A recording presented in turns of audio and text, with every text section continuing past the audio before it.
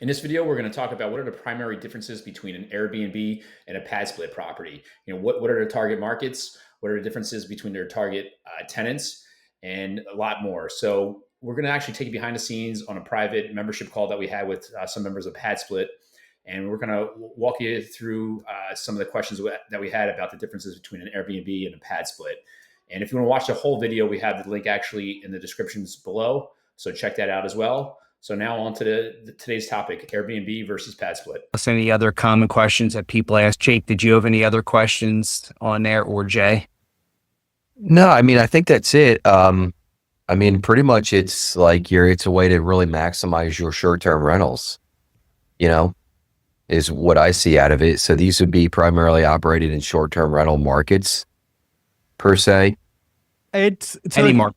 I was going to say it's almost any market, but it'd be like a short-term rental market would probably be best, right?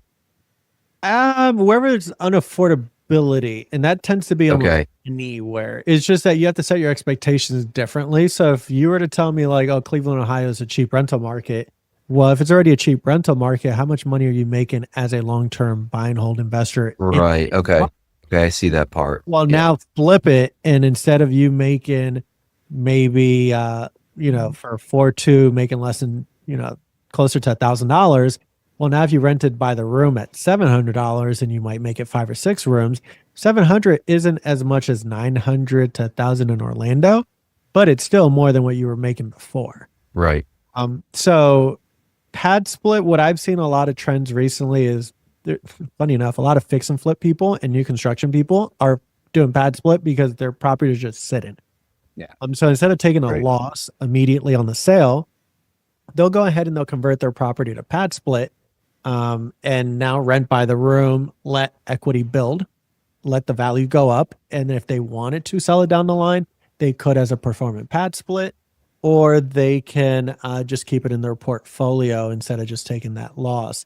Airbnbs are obviously the other one where people are taking their 8-bedroom, 8-bath mega houses in Kissimmee or in Polk County and actually starting to make money because they saturated these communities of like 200 of the same Airbnbs and restricting you to short-term rentals.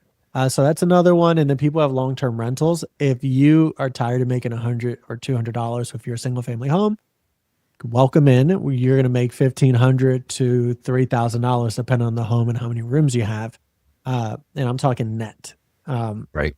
So those are some of the options. New constructions are obviously another route. I've not tested that yet, but I know companies that do and sell that model to investors.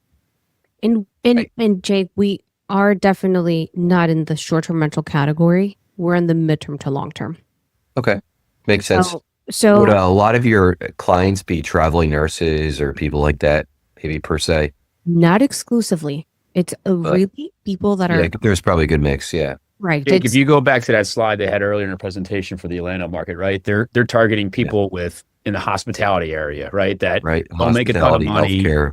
and Yeah. the cost of living, they can't afford a 3-bedroom, 1-bath home to rent, right? So Right. they're single, they don't have a family yet. An ideal way to get affordable housing would be this essentially the pad split co-living model, where they could get a private entrance or a private bathroom even, and this is the $200 a week rate they pay, and on average they stay about 10 months. Yeah. Right. And we've already had several members in our own property stay over a year, right? Okay.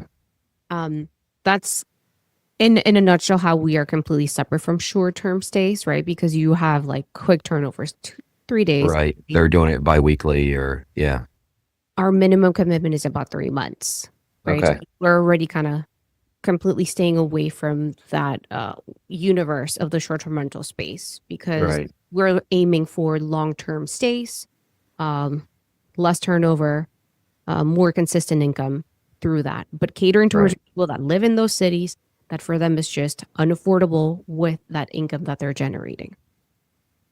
And- Right. So I mean, I just had a place in Wilmington, Delaware, and I presume that probably wouldn't be an opportunity there because it's already a cheaper rent market to begin with. Highly depends. You got to run the numbers. Yeah, I was going to say, Yeah. it just depends on if you make more money or not. That is like my Yeah. litmus test on whether it makes sense or not. Do you make more money than you did before? Is it by, a few hundred? Is it by 1,000? Yeah. If you are, then do it. If you're not making more money, then stick to what you're doing. Right. What I would tell you is, and I'll use Orlando as an example. If the touristy Airbnb areas in Orlando are near Disney and Universal, then that is, I would say, 10% really of the market, because it's along I-Drive specifically. And that would just put you in a smaller area of Central Florida. The rest of everything else in Orlando is probably not a good Airbnb location, and it would mean that it would be great for Padsplit. Does the Airbnb area exclude Padsplit? No, because while an Airbnb person might be catering towards the 3 to 4 day family stay of 8 people, the Right. Split is trying to get the Disney employee Right. that is not Makes leaving sense. but can't afford to live anywhere else. Right. Makes perfect sense. But yeah, that's My other question